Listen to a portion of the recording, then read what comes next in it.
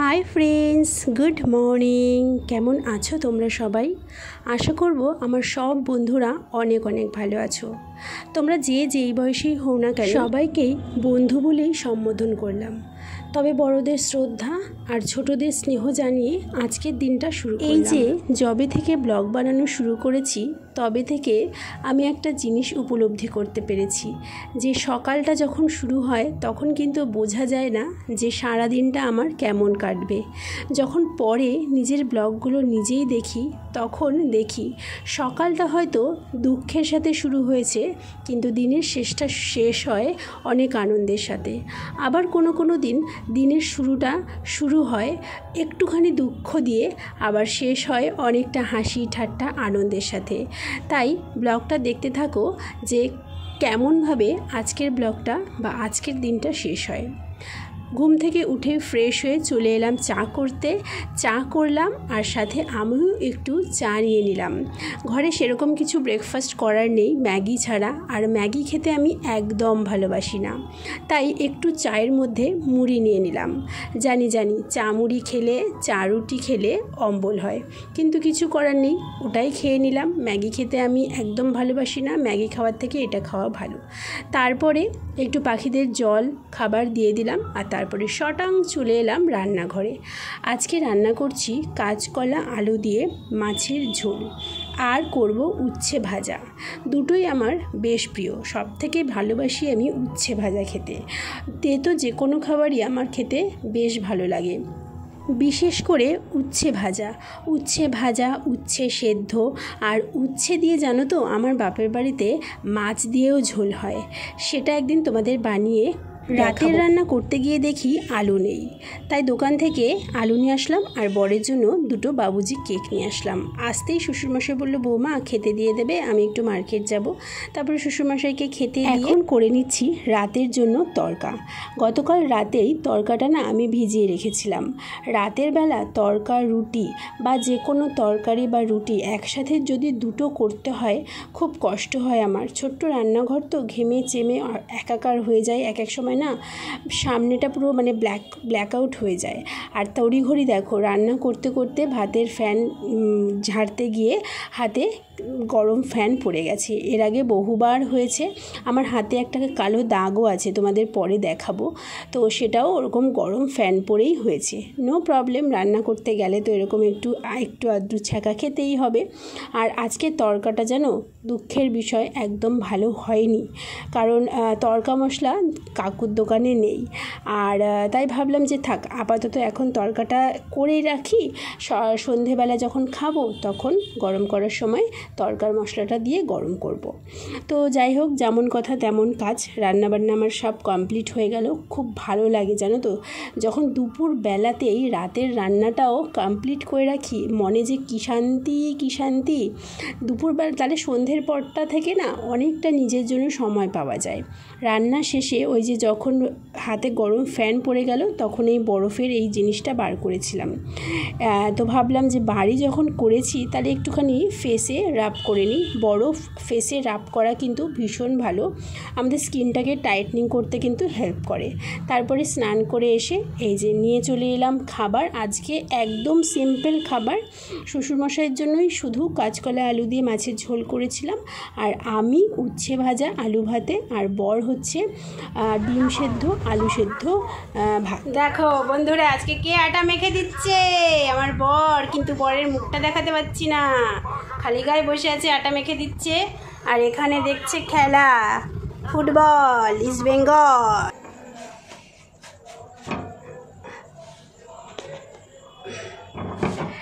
বর মেখে দিল আটা আর আমি করছি রুটি। এক সময় না আর আটা মাখতে ইচ্ছা করে না আমার, এটা কেউ মেখে দিলে কাজটা অনেকটা কমে যায়। ফটাফট রুটিটা করে নিলাম, ব্যাস। এখন 8:45 বাজে, গরম গরম রুটি করব আর সবাইকে খেতেও দিয়ে দেবো, নিজেও খেয়ে নেব। তোমরাও যদি খেতে চাও চলে আসো।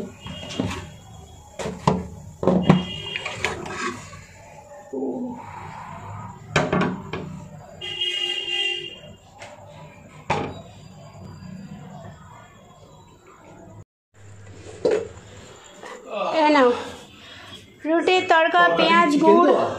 তড়কা চিকেন না মটন দেওয়া। মটন চিকেন এগ সব দেওয়া।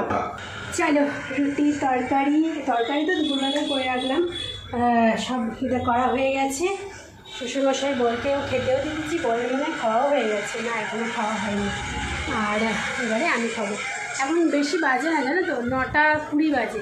আমি 1.5খানা রুটি খাবো, আবার যদি 11টার সময় খিদে পায় তাহলে একটু অল্প ভাত আছে আর অল্প একটু তরকারি আছে, সেটা রাতে খেয়ে নেবো ভাবছি, এটাই প্ল্যান আছে। চলো খেয়ে নেবো। বাবারে বাবা, বরটা এতক্ষণ পরে ঘর থেকে একটু বেরোলো আর খাট থেকে একটু নামলো। আমি সারাদিন অপেক্ষা করি কখন আমার বর বাড়ি থেকে বেরোবে আর আমি একটু খাটটা ভালো করে ঝাড়পোছ করব। আজকে যেহেতু ওয়ার্ক ফ্রম হোম করেছে, সারাদিন বাড়িতে পুরো খাটটা একদম একটা সময়ের জন্য ঝাড়ার সময় পাইনি, জানো। সেই সকালবেলা বাসি বিছানা ঝেড়েছি, ব্যাস তারপর থেকে এই ঝাড়লাম রাত 11টায়। আর এখন বসে পড়েছি আমার ফেভারিট পার্ট টাইম বা ফেভারিট, মানে পার্ট টাইম বলাটা ভুল, মানে favourite part of my day, সেটা হচ্ছে স্কিন কেয়ার। আজকে স্কিন কেয়ারের বিশেষ কিছু না, জাস্ট নর্মাল ডেলি যেটা আমি করি ফেস কেয়ার, সেটা ফেস ওয়াশ দিয়ে মুখটা ধুয়ে এসেছি, তারপরে একটুখানি গোলাপ জল অ্যাজ এ টোনার স্প্রে করে নিয়েছি, তারপরে লোটাসের নাইট ক্রিম মেখে নিচ্ছি। তোমাদের কাছে যদি নাইট ক্রিম না থাকে তাহলে যে কোনো ক্রিম মাখতে পারো, আর না হলে অ্যালোভেরা জেল মাখতে পারো। আমি এই কথাটা যখনই স্কিন কেয়ারের ভিডিও দেখাই তখনই বলি, আর আমি এটাও তোমাদেরকে বলবো, স্কিন কেয়ার যদি করার অভ্যেস না থাকে, এই জিনিসটা দিয়ে অভ্যেসটা করা শুরু করো।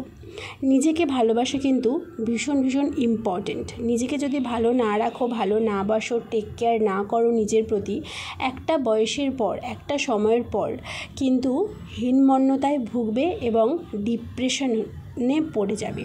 তো স্কিন কেয়ার করে ঘুমিয়ে পড়লাম আর চলে এলাম নেক্সট ডে মর্নিং, মানে আজকে 15ই আগস্ট সকালবেলা ঘুম থেকে উঠেই চলে গেলাম শটাং বাজারে। আর বাজার থেকে নিয়ে আসলাম আজকে ফ্রাইড রাইস করার সরঞ্জাম, কারণ ঘরে চিলি চিকেনের চিকেন আছে, তাই আজকে ভাবলাম স্পেশাল একটা দিন, তো ঘরে যখন চিকেন আছেই তাহলে চলো ফ্রাইড রাইস চিলি চিকেন করা যাক। তো সেই তোড়জোড় এখন চলছে। বর কিন্তু এখনও ঘুম থেকে ওঠেনি, আমি ভাবছি ওকে সারপ্রাইজ দেব।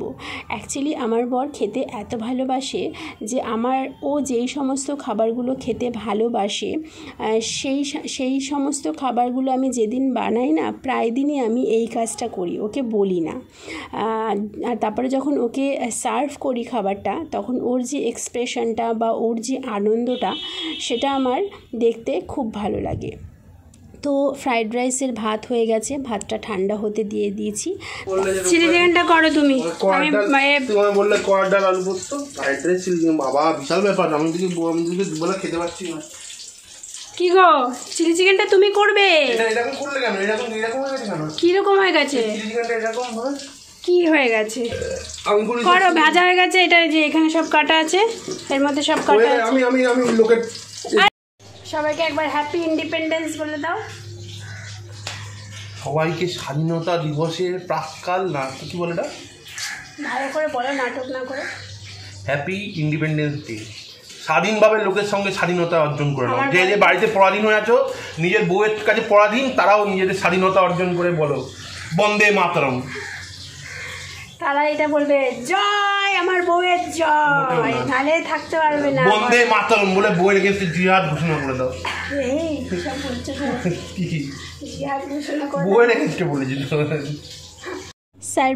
সারপ্রাইজ থাকলো না, বর দেখে ফেলেছে, বরের হাতে তাই দায়িত্ব দিয়ে দিলাম। চিলি চিকেনটা করেও ফেলেছে, দেখে তো মনে হচ্ছে ভালোই হয়েছে।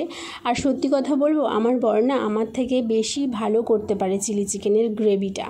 তো ও যখন এসেই পড়েছিল, তাই ওকে ধরিয়ে দিলাম। তারপরে আমি করছি এখন ফ্রাইড রাইসটা করতে সাদা তেল আর ঘিয়ের মধ্যে একটু কুচনো পেঁয়াজ, কুচনো রসুন, কুচনো আদা ফ্রাই করে নিয়ে তার মধ্যে গাজর ক্যাপসিকামটা ভালো করে ভেজে নিয়ে এই যে ভাতের মধ্যে এবার মিশিয়ে দেবো, ব্যাস। ফ্রাইড রাইস করতে ভীষণ সহজ, আর চিলি চিকেনও সহজ। ফ্রাইড রাইস চিলি চিকেন দুটো করাই ভীষণই সহজ, কঠিন কি জানো, এই জিনিসপত্রগুলো করতে যে জোগাড় করতে হয়, প্রস্তুতি, সেটা করতে যে কি হ্যাপা, মানে প্রচুর সময় লাগে আর কি। এই ছোটো ছোটো ছোটো ছোটো করে সবজি কাটো, বাবারে বাবা।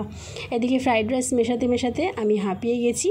তারপরে তাড়াতাড়ি শটাং গিয়ে স্নান করে এলাম। বরেরও খুব খিদে পেয়ে গেছে, আমারও খুব খিদে পেয়ে গেছে।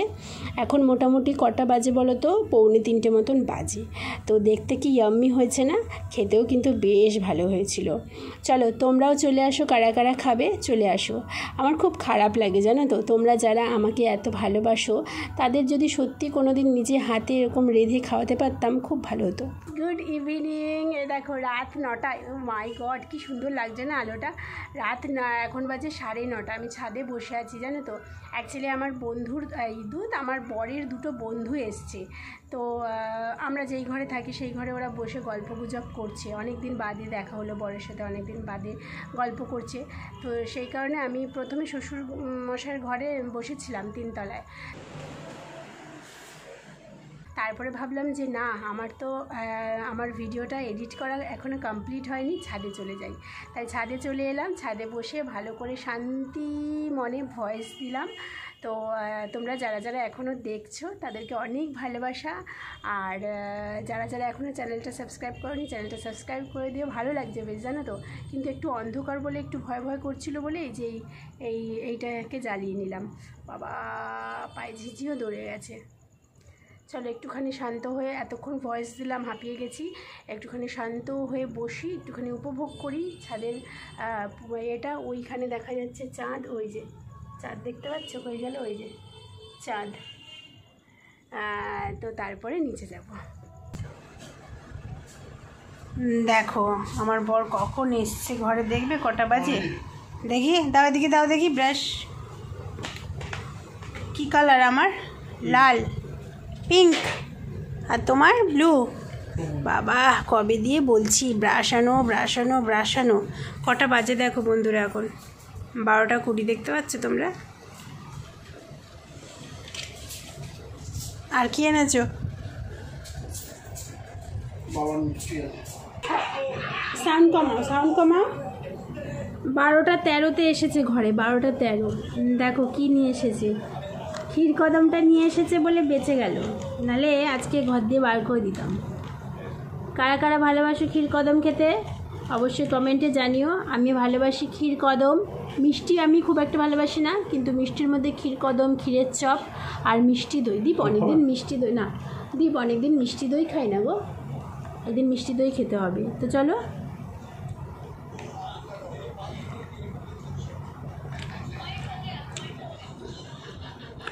মিষ্টিটা খেতে খেতে আজকে ব্লগটা এন্ড করছি। এখন বাজে 12:35। ভালো লাগলে লাইক করো, কমেন্ট করো, কতটা ভালো লেগেছে সেটা জানিও। আর যদি চ্যানেলটা সাবস্ক্রাইব করে না থাকো, করে দিও। তোমরা সবাই ভালো থাকো, সুস্থ থাকো, আর সবসময় জোশে থাকো, জোশে। ঠিক আছে, টাটা, গুড নাইট।